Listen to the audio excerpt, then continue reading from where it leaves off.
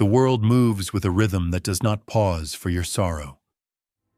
Dawn breaks whether you are ready or not, and the rivers carve their way to the sea without waiting for your approval. There comes a moment, quiet, piercing, irreversible, when you finally see this truth. You wait for someone to notice the weight you carry, but no voice calls your name. You long for a hand to reach into your silence, but none arrives. The earth turns, the stars burn, and your pain remains yours alone. This is not cruelty, though it feels sharp against the heart. It is the way of things. Each soul is consumed by its own burdens, blinded by storms within that you will never see. Just as your nights are filled with your own unrest, so too are theirs. To expect the world to halt for your wounds is to ask the tide to stop for one grain of sand. And yet in this realization, something ancient awakens. The moment you release the demand to be rescued, you uncover a different strength. One that does not beg, one that does not explain, one that does not need to be witnessed. The mask of performance falls. What remains is raw, unadorned presence.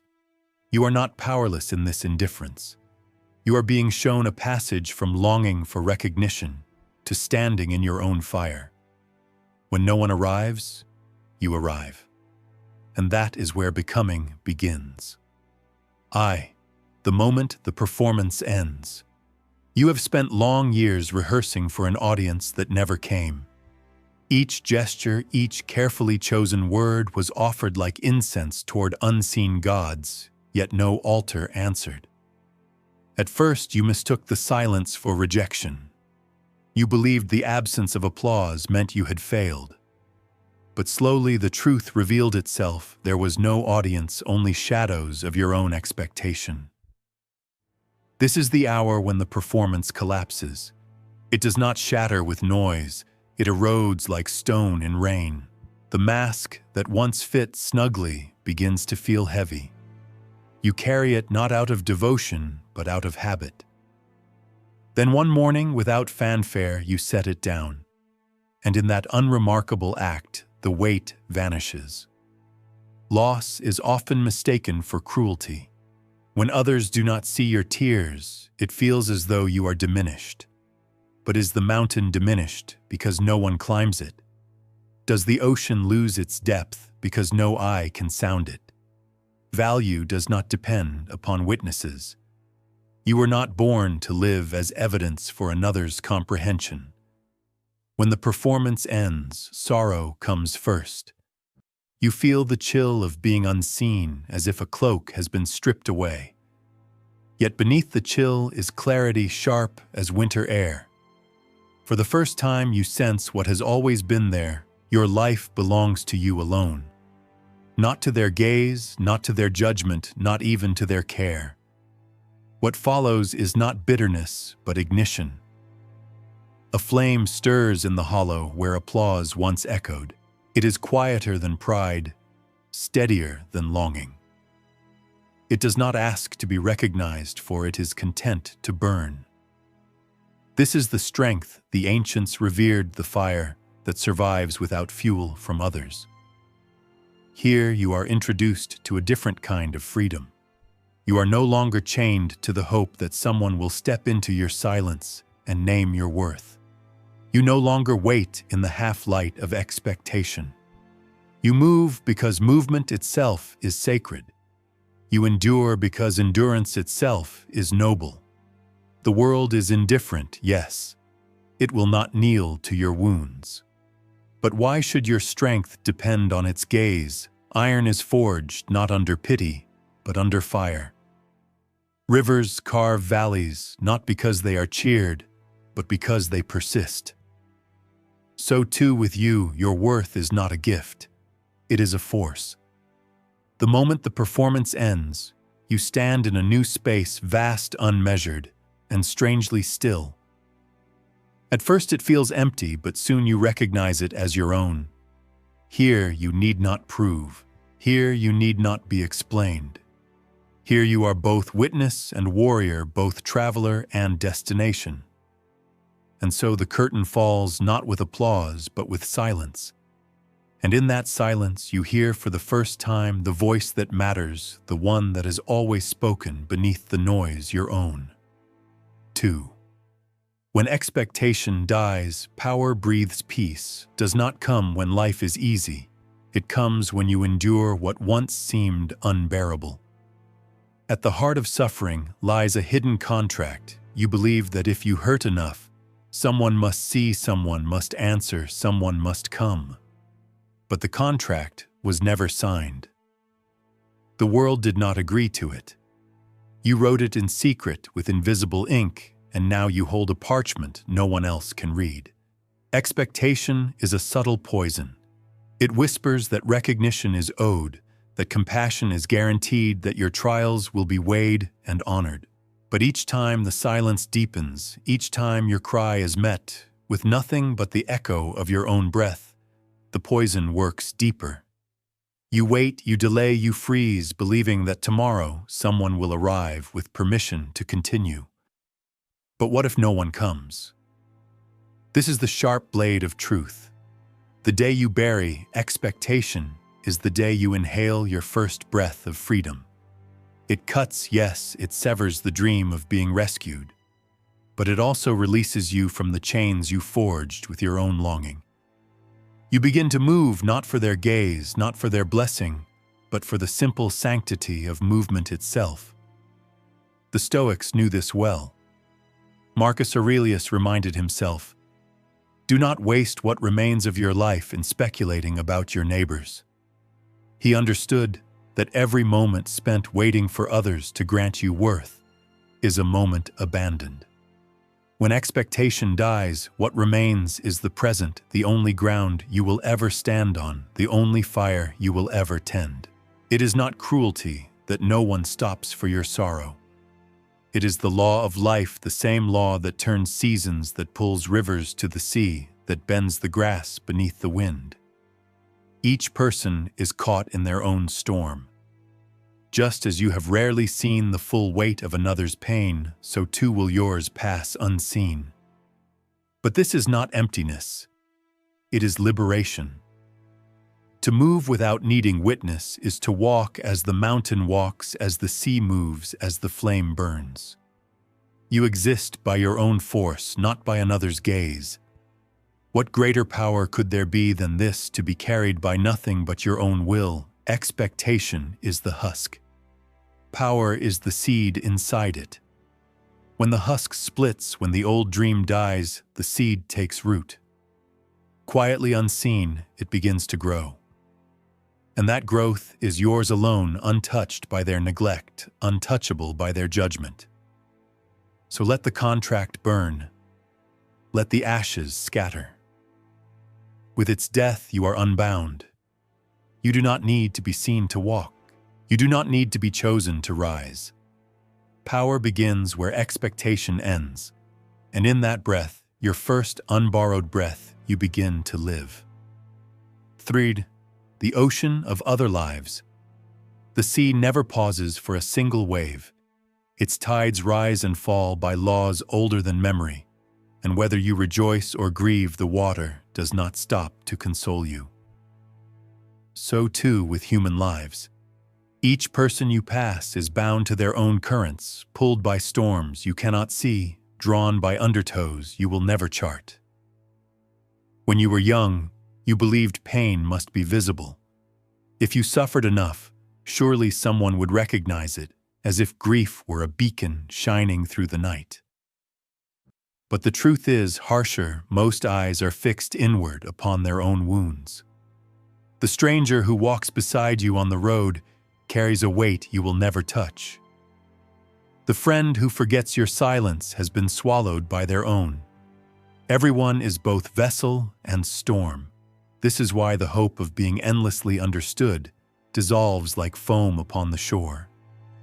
You may wait for someone to look deeply into your sorrow, but even those who love you most cannot see the entire ocean of your heart. They catch glimpses, sunlight upon the surface, shadows of depth, but never the whole. And just as they cannot sound your waters, neither can you theirs. Does this mean life is cruel? No, it means life is vast.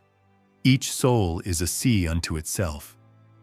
To demand that another navigate your depths is to ask the river to abandon its course, the tide to stop its rhythm. And if you anchor your worth to that demand, you will spend your life feeling invisible. But invisibility is not death. It is instruction. The quiet ache of being unseen is not punishment. It is a call to turn inward.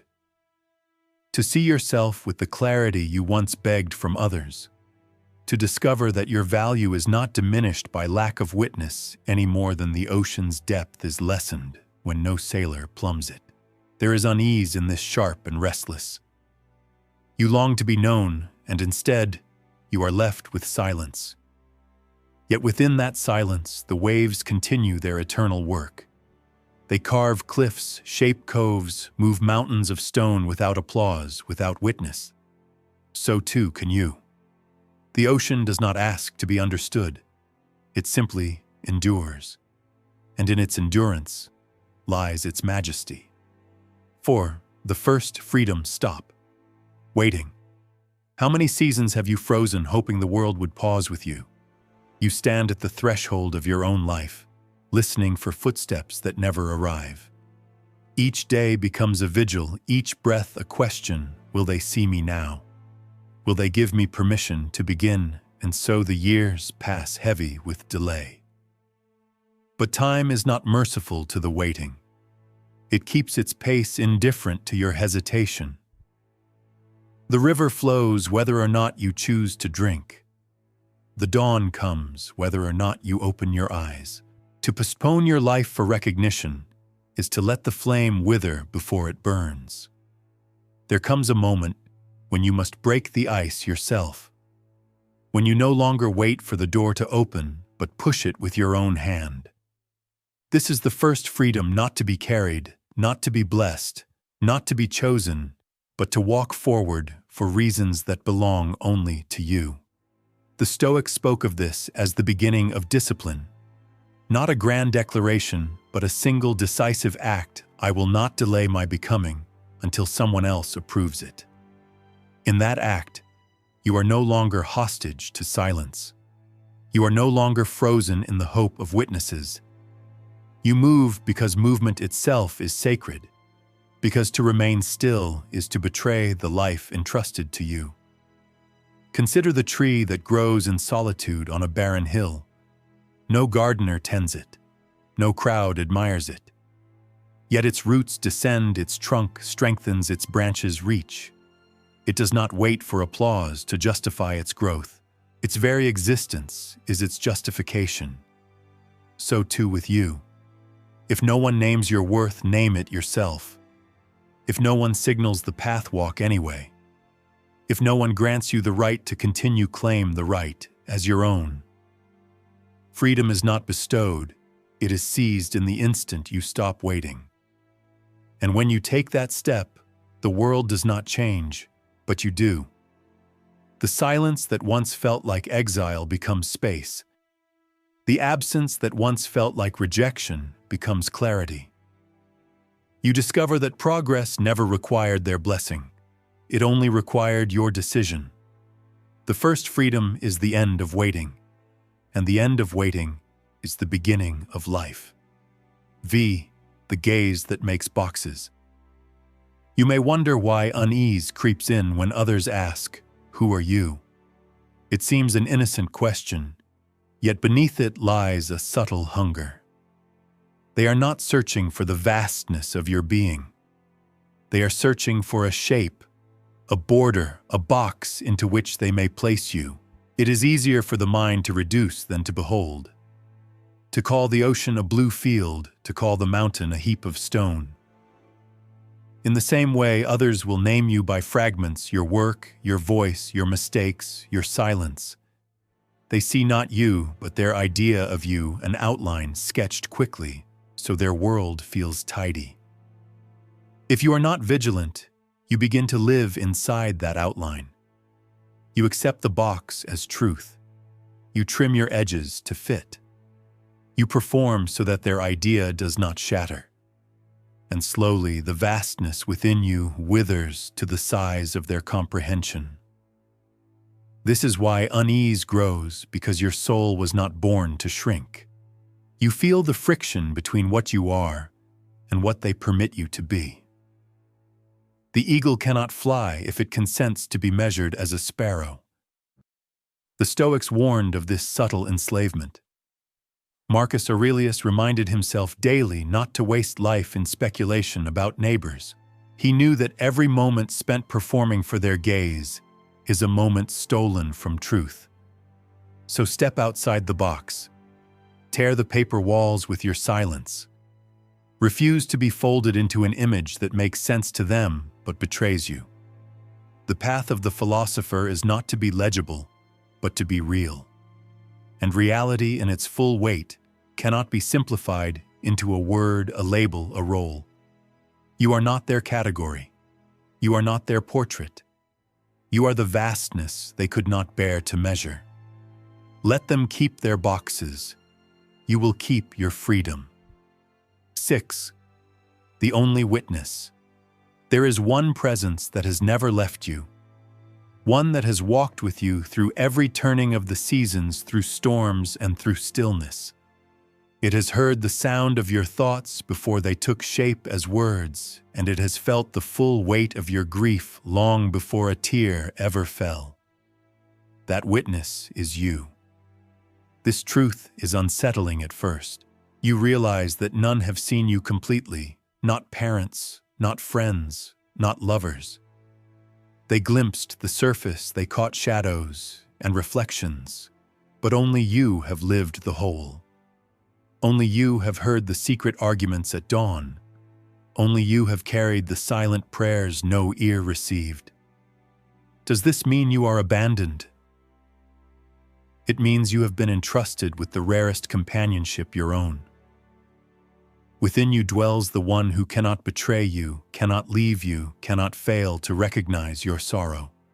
The one who has endured each moment by your side, unspoken but unbroken. The Stoics urged us to turn inward for this reason. Epictetus said, "Don't explain your philosophy, embody it. For what need is there to explain when the only witness that matters already knows you do not live to prove, you live to become? Your daily acts, your smallest choices, your quietest disciplines, these are your philosophy carved into motion, written not on paper, but in the rhythm of your breath." Think of the mountain. It does not announce its height. It does not demand reverence. It simply stands. Centuries of snow, centuries of wind, and still it endures. The mountain's philosophy is its being. So too with you. Your worth is not proclaimed, it is lived. This realization is both freeing and fierce, for if you are the only true witness, then no failure escapes your sight. No betrayal can be hidden.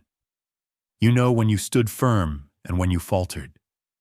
You know when you honored the truth and when you turned away. There is no deception possible, for you dwell within the judge and the judged. Do not fear this. Embrace it. For in being your own witness, you discover your own power. You no longer beg others to carry your story, to name your worth, to guard your integrity. The task was always yours, and though it feels heavy, it is also pure. You are both the keeper of the flame and the one it warms. Others may forget. Others may misjudge. Others may reduce you to their fragile boxes. But here in the silence where only your voice resounds, you are seen entirely. And that sight is enough. 7. Roots in silence. When the clamor fades, when no voice calls your name, something quiet begins to take hold. At first, the silence feels like exile, an empty field after harvest, nothing left but cold earth and wind. Yet wait a little longer, and you will notice the soil is not barren. Beneath it, roots are moving.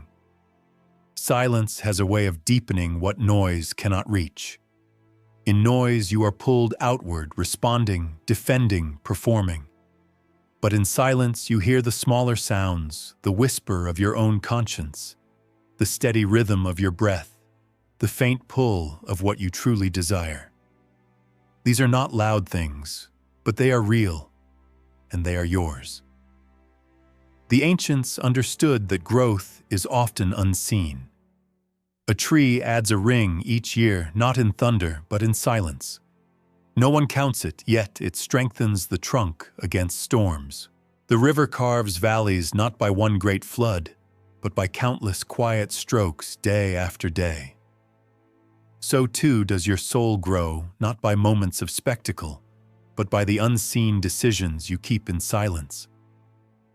Each time you honor a promise to yourself, rising with the dawn, restraining anger, turning away from distraction, you plant a root deeper. The world may not notice, but your foundation thickens. And when storms come, as they always do, you will not sway as you once did. You will feel the roots holding you in place, invisible but immovable. Do not despise the seasons of quiet. Do not mistake the absence of applause for the absence of meaning. The seed does not break open under a crowd's gaze. It splits in darkness, in solitude, and from that hidden rupture, life begins. So it is with you. The silence you once feared is not emptiness. It is the ground of your becoming. Here, unseen by others, you are shaping yourself into something storms cannot uproot. Let the world forget. Let it pass you by. In silence, you are not vanishing. You are taking root. 8. Sovereignty without spectacle. At dusk, a lone traveler crosses a high mountain pass. No herald announces his steps. No crowd follows him into the thinning air. The path is steep, the wind harsh, yet he moves steadily, one foot after another. What gives him strength is not the gaze of others, but the rhythm he keeps within himself. This is sovereignty, to move without spectacle, to rule your own mind even when no eye is watching. Many confuse mastery with display, believing power must always be loud, radiant, and praised. But true mastery is often quiet, almost invisible. It looks like constancy, doing what must be done without needing it to be seen. The Stoics lived by this law. Seneca wrote that the greatest empire is to rule oneself. Notice he did not say to impress others with discipline, nor to be applauded for endurance. He spoke of the inner dominion, the kingdom no one can invade. To rule yourself is to know that your actions matter, even when no witness records them, even when no voice praises them. Think again of the traveler. Alone on the ridge, his steps do not echo through valleys. They vanish into the snow. Yet each step carries him closer to where he must go. It is enough. The mountain will not remember, but he will. You too have walked through days no one else will remember. You have chosen restraint when anger urged you forward. You have borne losses without broadcasting them. You have endured nights where no one checked if you still breathed. These acts were unseen but not wasted. They shaped you more than any applause could. Spectacle fades quickly, cheers die, praises grow silent. But what you build in solitude, in steady, unseen discipline, endures. That is sovereignty, to live as though your life were already whole, whether or not anyone calls it great. When you no longer need an audience, you no longer fear its absence. You walk as the traveler walks alone, but not lonely. For the path itself is your companion, and the steadiness of your own steps your crown. 9. The sacred unsaid. Not every truth is meant to be spoken. Not every wound must be raised to the sky like a banner. Some things are sanctified, precisely because they remain within you, held close as embers beneath the ash. To expose them would be to let the wind scatter their heat before they are ready to burn. You have been taught that silence is weakness, that to remain quiet is to conceal, to withhold, to lack courage. Yet silence, when chosen, is not cowardice but reverence. It is the soil where seeds lie hidden, gathering strength before they break the surface. The world forgets that the root lives longer than the flower, though unseen. The Stoics did not reject emotion. They felt deeply, but they did not perform their feelings for the crowd. Marcus Aurelius counseled himself to be like the cliff against which the waves break, standing firm, steady, without need of display.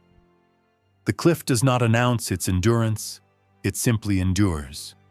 So too with you. There are moments when expression heals, and there are moments when silence guards what is sacred. To withhold is not to deny, it is to protect. Not every sorrow should be turned into spectacle. Not every joy must be made into a story. To guard your inner life is to honor it, to keep it from being consumed by the hunger of the crowd. Consider the moon. It does not reveal its whole face each night. Some of its light it keeps veiled, hidden within shadow. And in that veiling lies its mystery, its dignity. If it gave itself away entirely, always would we still pause in awe. In the same way, you are not required to bear every chamber of your soul. Let some remain unlit to the eyes of others. Let some truths belong to you alone. What is unsaid can be more powerful than what is declared for it, is untouched, unbroken by misunderstanding. Silence is not emptiness. Silence is sovereignty. And sovereignty means that your peace is no longer up for negotiation. X. Rejection, the turning of the road. Rejection strikes like a stone flung against glass, sudden, sharp, undeniable. You feel it in the marrow, the shudder of not being chosen, the sting of being dismissed. At first you call it loss. You think something has been torn from you, that a door has closed forever. But look again. That door was never yours to walk through. Rejection is not the end of the path. It is the signpost that says not here, not this way. To resist it is to pound against stone, bleeding your hands in vain. But to accept it is to discover direction. What bars you is not a wall meant to imprison it, is a barrier that protects you from wasting years in places that cannot hold your depth. We are quick to think rejection speaks of our unworthiness, yet often it speaks only of misalignment. Shallow eyes cannot comprehend deep waters. Small rooms cannot contain wide wings. If the world does not receive you, it may be because you do not belong to its measure. The Stoics would not mourn such dismissal. They would call it clarity. Epictetus taught that what is not within your power is nothing to grieve. If another cannot embrace your truth, that is their limitation, not your flaw. Why should you beg to remain in a place that cannot see what you are? Think of the river. When it meets a cliff, it does not stop flowing. It bends, it carves it, finds another way. The cliff is not an enemy, but a guide. It redirects the current toward its true course. So too with rejection, it points you from what would diminish you toward what will sustain you. Let the no refine you, not undo you. Every refusal teaches you where not to dwell. Every silence reveals who was never meant to listen. Every closed hand shows you that your offering deserves a different palm. Rejection is not a verdict upon your value. It is an unveiling of truth. This space, this person, this moment is not your home. Take the clarity it gives and walk on, for the road ahead is still wide, and its turning is your liberation. Epictetus, the death of the borrowed self. There is a small funeral no one attends. No procession winds through the streets, no mourners gather, no priest chants prayers for the departed. And yet within you something is lowered into the ground, the self that once bent and bowed, the self that lived to be legible, the self that rehearsed every word to please. That figure stitched together from expectation and fear begins to rot. At first you resist. You carry the body of this borrowed self a little longer out of habit, out of guilt. You whisper, "Without this mask, who am I?" But soon the weight grows unbearable. The form stiffens heavy as stone, and you realize you are dragging a corpse. The burden is not your future, it is your past. When you finally lay it down, grief rushes in. You feel the loneliness of shedding what once protected you. Friends may notice and whisper, "You are not as warm, not as soft, not as easy as before." What they do not understand is that the warmth was performance, the softness was surrender, the ease was slavery. You have chosen to breathe fire instead of smoke. The trial of this death is fierce. It feels as though you are walking through flames, and in truth you are. Yet this fire does not consume, it refines. Like iron in the forge, you are hammered, tested, reshaped. You emerge not untouched, but tempered. The Stoics welcomed this trial. Marcus Aurelius wrote, "The impediment to action advances action. What stands in the way becomes the way." The old self that blocked your path becomes the fire that clears it. Its fall is not your ruin, but your release. Picture a warrior standing in the ruins of an old fortress. The walls that once confined him now lie broken at his feet. He breathes the free air for the first time. He does not mourn the crumbled stones, for they were never his home. He was meant for open ground. So it is with you. The borrowed self was necessary. It kept you alive through certain seasons, taught you lessons through compromise and struggle. But its time is over. To keep wearing it is to suffocate beneath a skin that no longer fits. Do not curse it. Do not cling to it. Thank it for its service, then walk away. In its death lies your birth. In its burial lies your ascent. For you were never meant to live as someone else's idea. You were meant to burn with your own flame, to breathe with your own lungs, to stand with your own spine. And now, with the old self gone, you rise not borrowed, not rehearsed, but true. Certrin, quiet gravity. There is a kind of power that does not shout. It does not announce itself with trumpets or call for eyes to turn.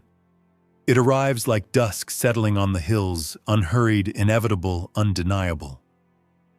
This is quiet gravity, the weight of a soul that no longer begs to be measured.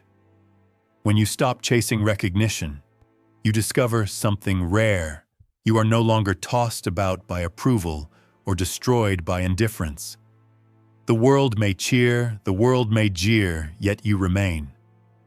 Praise does not inflate you. Criticism does not hollow you. You are anchored in a depth that does not move with the tides. Seneca wrote, "The greatest empire is to rule oneself. To rule yourself is to cease being a subject of the crowd's moods. Their admiration is a passing season, their contempt a passing storm.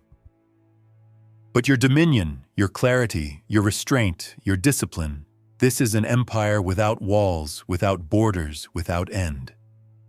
Consider the mountain rising above the plain. It does not shift when winds howl, nor crumble when clouds pass it by. Birds circle its peak, storms lash its face, yet it remains. That is what true sovereignty feels like, not perfection, not isolation, but consistency. To hold fast to what matters even when unseen. Those who live this way carry an invisible crown. When they enter a room, people sense it not because they demand attention, but because they need none. Their presence speaks of integrity earned in silence, battles fought within victories unseen. Others feel it without knowing why. This is someone who cannot be moved by flattery, cannot be unmade by neglect. Such gravity is not coldness, it is serenity. It does not push others away, it simply refuses to collapse for their comfort. It does not seek dominance, it simply holds its ground. To cultivate this presence is to walk with a steadiness that time cannot erode. You no longer pace your steps to the applause of others. You no longer stumble when no one is watching. Your rhythm comes from within, and because of this, it does not falter. This is quiet gravity, the strength of one who has ceased performing, the dignity of one who has ceased pleading. It is the empire of the self, unshaken, unborrowed whole. 3. Solitude as forge alone, the ore becomes iron. Alone the iron meets fire and learns its strength. Solitude, though feared by many, is the ancient furnace where your raw being is shaped into something enduring. At first, the silence feels merciless. No voices to distract you, no mirrors to reflect you, no hands to carry your weight. Only the vast chamber of your own mind. Many flee from this place, mistaking it for exile. Yet those who remain discover that solitude is not abandonment, it is initiation. In the stillness, your judgments rise to the surface like smoke from hidden embers. You begin to see how many of your thoughts were borrowed, how many fears came from other tongues, how much of your identity was stitched from the fabric of expectation. In solitude, these illusions burn away. What survives the fire is truer, harder, sharper. The Stoics returned again and again to this truth. Epictetus taught that it is not things themselves that disturb us, but our judgments about them. Solitude is where those judgments are revealed. Alone you hear their voices, trace their origins, and choose which to keep, which to cast into the flame. This is alchemy, the turning of inherited fear into self-forged clarity. Imagine the river narrowing into a gorge. Pressed by stone, it carves deeper, stronger, more certain of its course. Solitude is this narrowing. It presses upon you, yes, but it also deepens you. The path becomes precise, the flow unshakable. And when you emerge, you return different. Not distant, but deliberate. Not bitter, but boundaried. Others sense it. They cannot name it, but they feel it, the weight of one who has sat in the fire and come back tempered. Solitude is not punishment. It is preparation, the forge where weakness is burned away and resilience like tempered steel is born. The architecture of trust. You may wonder when safety truly begins. Not the safety given by walls, nor the fleeting shelter of another's promise, but the kind of safety that endures through storm and silence alike. It begins the day you stop outsourcing your compass. Trust is not built in a single vow or a grand moment of clarity. It is laid stone by stone in the quiet hours when you keep faith with yourself.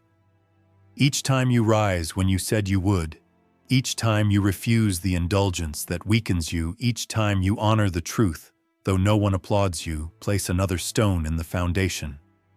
Slowly, steadily beneath your feet, a ground takes shape that will not give way.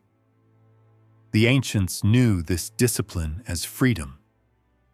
Epictetus declared, "No person is free who is not master of themselves." And mastery does not mean domination or perfection. It means fidelity.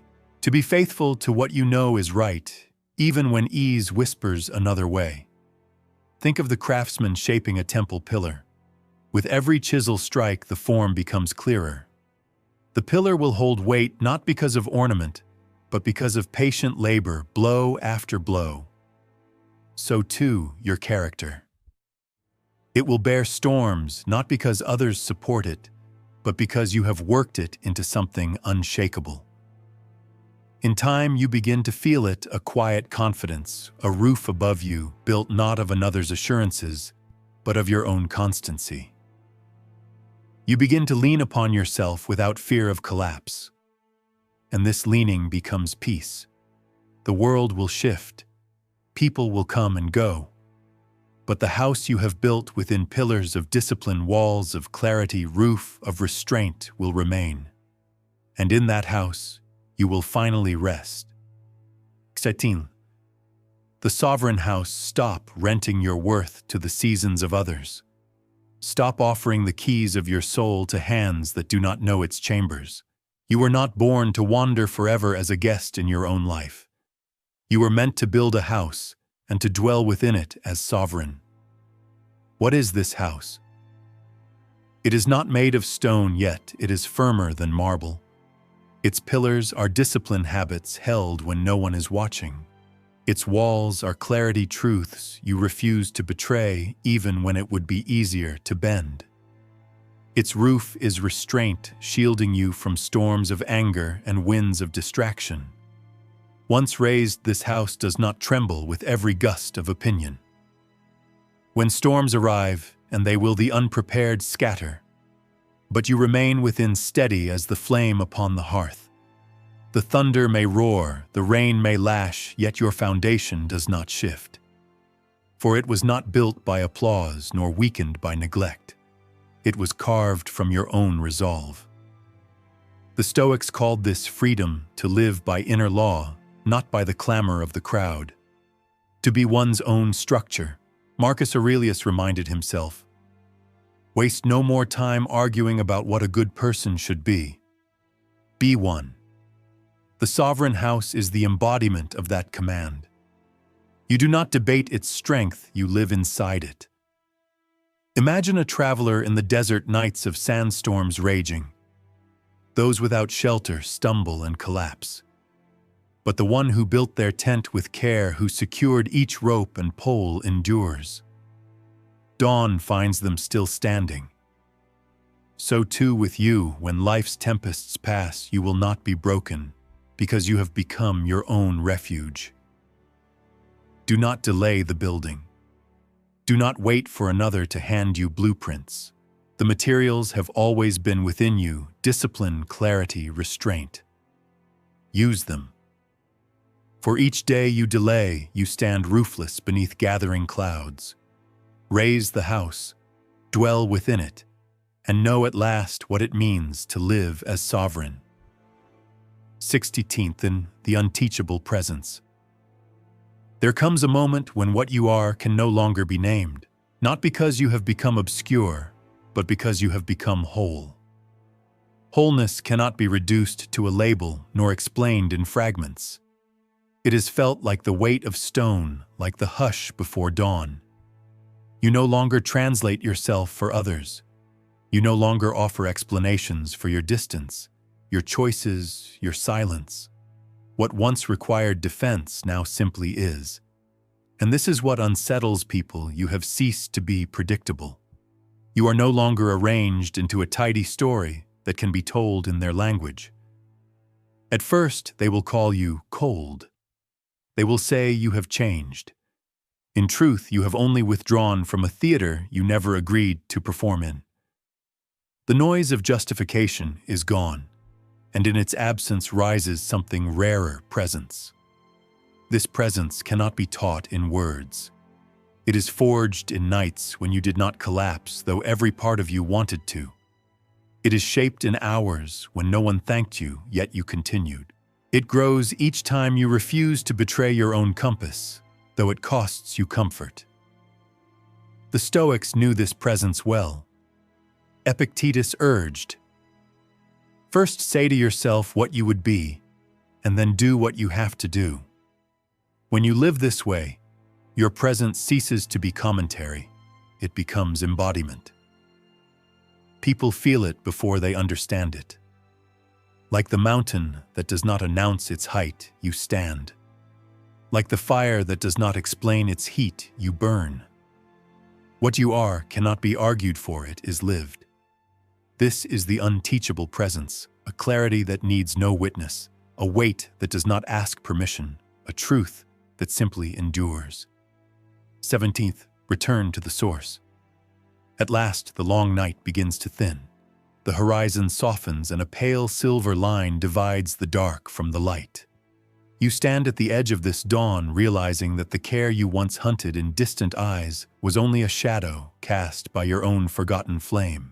All along, you believed you were waiting for recognition, for love, for permission.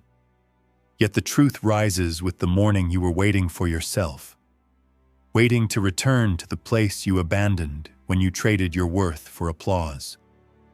The sun does not ask to be lit. The river does not beg for its course. They move by nature, unborrowed, unbound. So too must you. To return to the source is to reclaim the authority you once scattered across the world. It is to gather back each fragment of yourself from the hands that could never hold it. This return is not loud. No trumpets, no witnesses. It is a breath steady and full after years of shallow gasps. It is the quiet exhale of surrender, not to others, but to truth. You stop demanding the world to see you, and instead, you see yourself. You stop asking for a path to be given, and instead you walk into the one opening beneath your feet. Marcus Aurelius wrote, "You have power over your mind, not outside events. Realize this, and you will find strength." To return to the source is to live this fully. To claim your mind as your dominion, your heart as your compass, your breath as your vow. And so you step forward, no longer a guest in your own life, no longer a shadow awaiting light. You walk as the dawn walks without permission, without fear, carrying the quiet fire of one who has finally come home. 68th, the ocean of stillness. There is a silence deeper than absence, a stillness that does not feel like loss, but like return. When you reach it, you no longer ask whether others notice, whether they approve, whether they stay. The restless tide of needing dissolves, and what remains is an ocean without storm. Here, stillness does not weaken, it strengthens. The oak does not tremble because the wind has ceased. It stands because its roots have grown deep. So too with you. Your calm is not the calm of emptiness, but of possession. You have reclaimed what you once scattered across the world, your dignity, your patience, your power to endure. The Stoics spoke of this presence.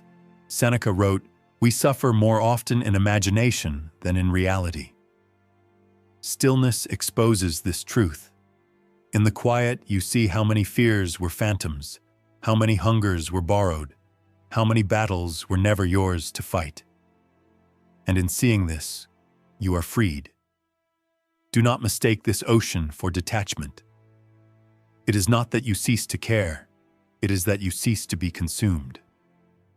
You can walk among others without losing yourself in them. You can feel the pull of their storms without being dragged under.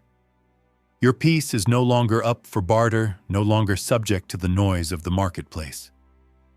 This is serenity, not a void, but a fullness that asks for nothing more. The ocean of stillness does not clamor, yet it reshapes the shore. Quietly, patiently, without witness, it endures. And in its endurance, it teaches you how to live. The death of noise. The birth of clarity. Noise is not always sound. It is the constant tug of other people's judgments, the endless urge to explain yourself, the restless hunger for recognition. It fills the mind like smoke choking every breath, dimming every vision. You thought it was life you thought to be heard was to be real. But there comes a time when the noise dies. At first, its death terrifies you. The silence feels unnatural, as if something vital has been stripped away. No voices praising, no voices condemning, only the unbroken hush of your own thoughts. Yet within that hush, a sharper sound emerges truth. Clarity is born not in applause, but in absence.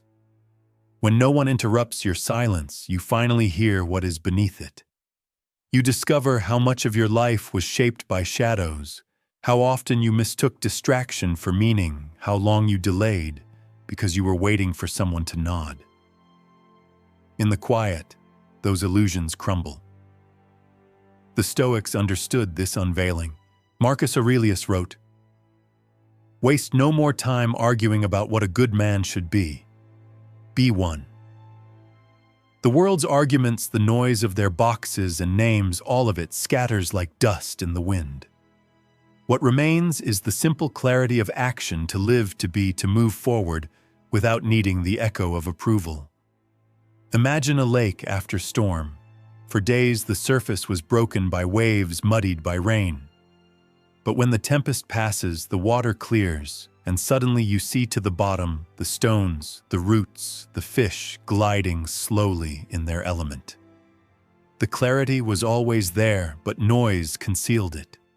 So too with your life. Once the noise dies, you see yourself without distortion.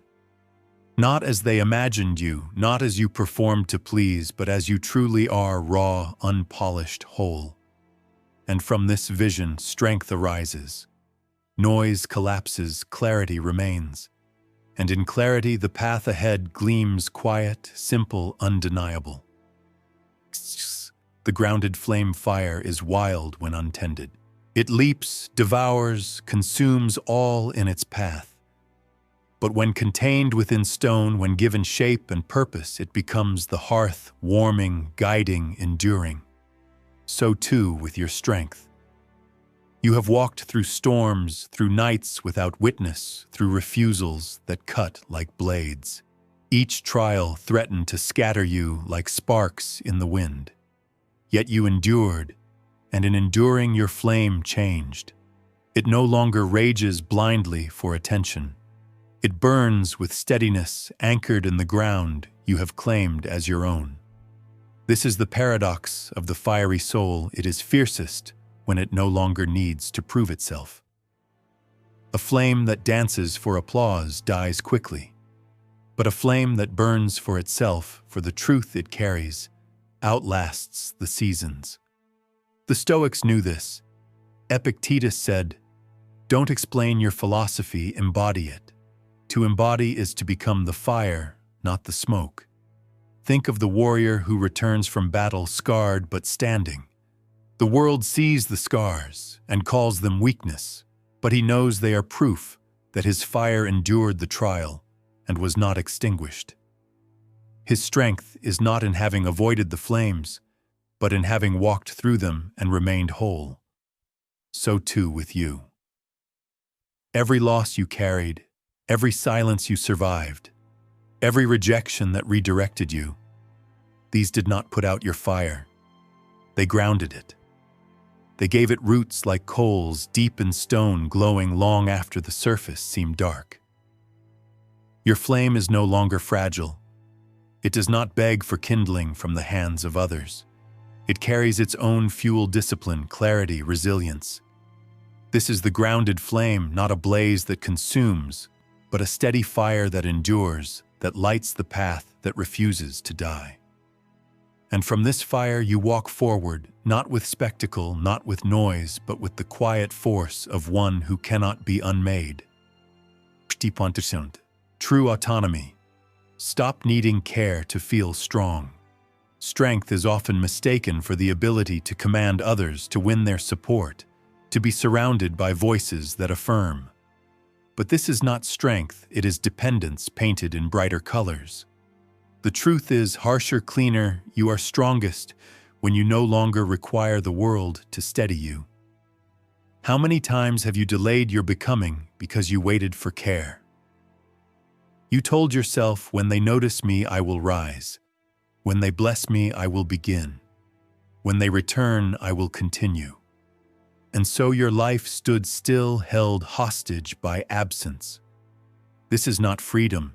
It is a quiet form of slavery. Autonomy begins the day you stop outsourcing your resilience. You see that their silence does not define you. You accept that their presence does not complete you. You no longer mistake comfort for safety. Safety is not given by others, it is forged within as iron resists the flame. Marcus Aurelius reminded himself, "You have power over your mind, not outside events. Realize this, and you will find strength." To live by this is to stop demanding that others fix what only clarity can. You may still feel pain, still long for warmth, still grieve when love departs. But your foundation does not crumble with their leaving. You carry the ache without collapsing beneath it. Picture the oak standing through winter. Its branches bare, its leaves stripped, it receives no shelter from the season. Yet its roots deepen in frost, and by spring it rises stronger. It did not need the season to be gentle, it needed only to endure. So too with you. True autonomy is not the absence of need, but the presence of steadiness. It is the vow, even if no one sees me, I will see myself. Even if no one comes, I will continue. Even if no one cares, I will still stand. And when you live this way, you discover the paradox: the less you demand from others, the freer you are to love them. For love no longer carries the weight of survival, it becomes gift, not dependence.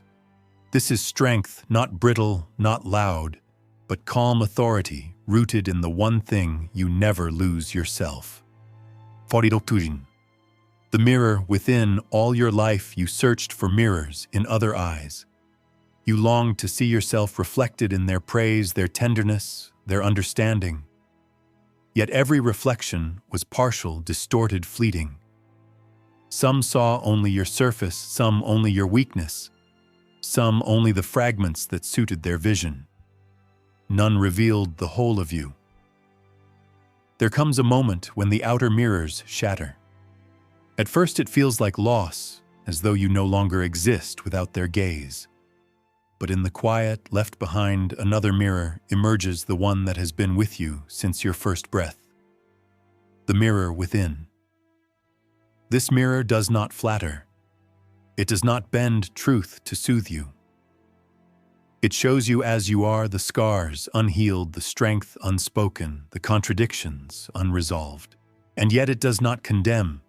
It simply reflects with a clarity no human gaze can offer. The Stoics lived by this inner vision. Epictetus taught that freedom comes not from what others give, but from mastery of the self. How can mastery be gained without sight? The inner mirror is that sight. It allows you to see where you falter, where you deceive, where you endure.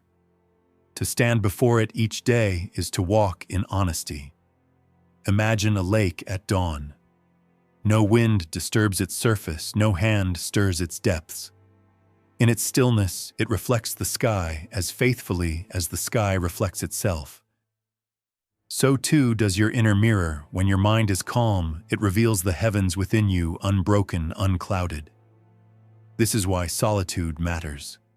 Without the noise of others, the mirror clears.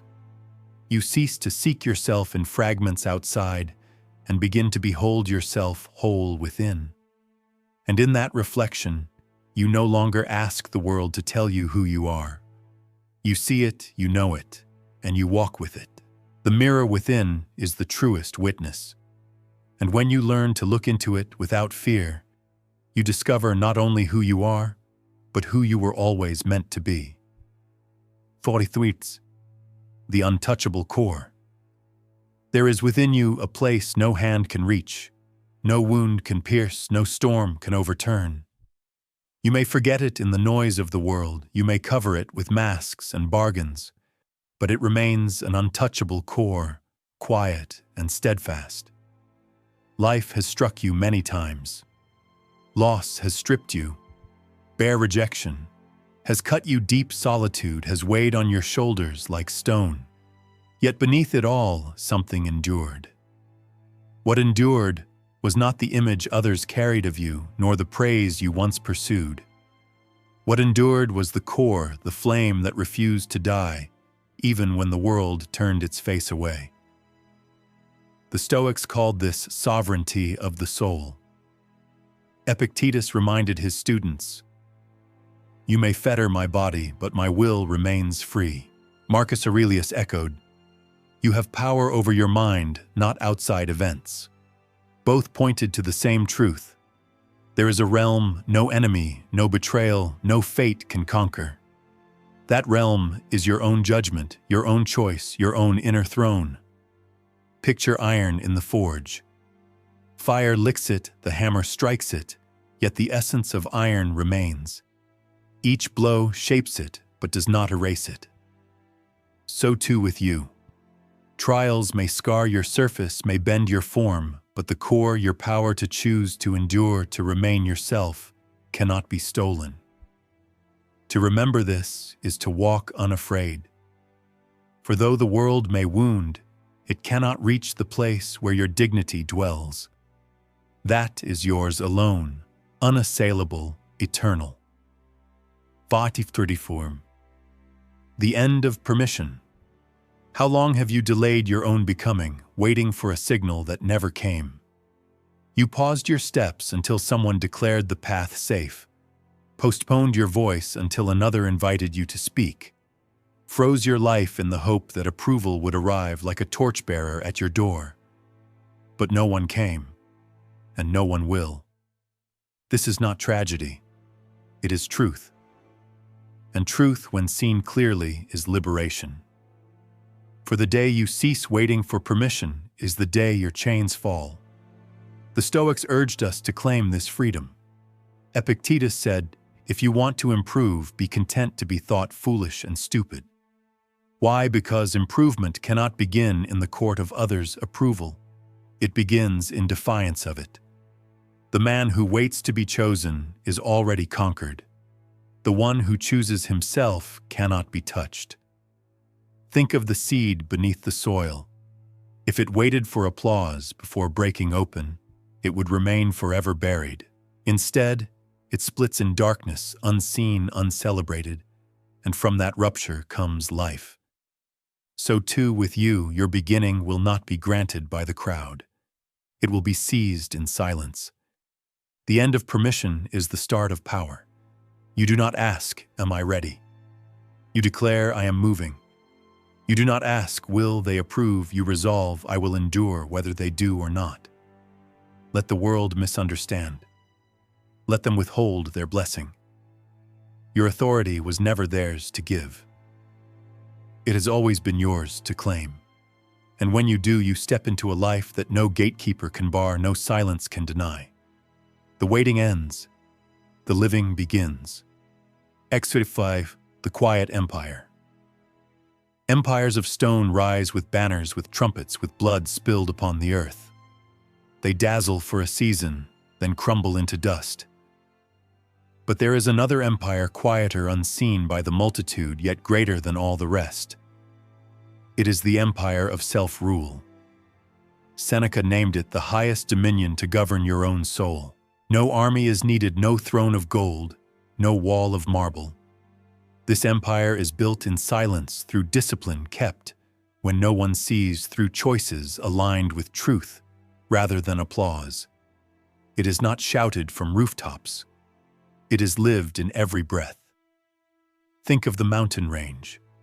No proclamation declares its sovereignty, yet it commands the horizon. Wind may scar its cliffs, storms may batter its peaks, but it stands immovable. So too does the one who rules themselves. They need no crown, for their composure is their diadem.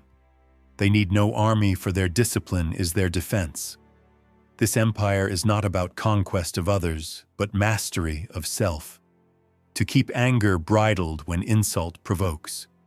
To hold to clarity when confusion swirls.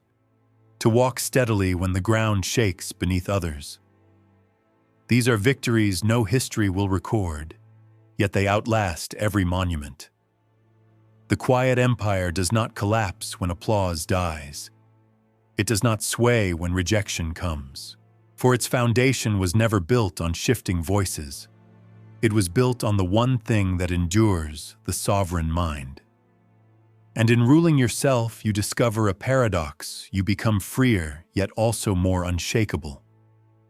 The world may call you rare, may call you distant, but in truth, you have simply found the throne within the only empire that time cannot erase. The return to wholeness. Every journey circles back to its beginning, yet not as the same traveler who first set out. You return with scars that shine like inscriptions, with silence that feels like a companion, with strength no longer borrowed from others. This is the return to wholeness, the place where you no longer search outside for what was always carried within. When you began, you were scattered. Pieces of yourself lay in the hands of strangers, in the gaze of friends, in the fleeting warmth of praise. Each fragment made you feel fragile, as though your very being could be lost when they turned away. But through solitude, rejection, and fire, you gathered those pieces back. Slowly, painfully, you stitched them into one shape again, yourself. Marcus Aurelius whispered across the centuries, "Nowhere you can go is more peaceful, more free of interruptions than your own soul." To return to wholeness is to understand this truth. You no longer run outward for peace, for approval, for validation. You walk inward, and there you find the ground that cannot be shaken. Picture dawn over a quiet valley. The long night is not denied, it is remembered. But the light makes even the shadows part of its beauty. So it is with your life, nothing is erased, nothing wasted. Every silence, every rejection, every fire became part of the shape that now stands whole. This wholeness is not perfection, it is acceptance. The embrace of your strength and your weakness, your clarity and your confusion, your victories and your wounds. You are no longer at war with yourself.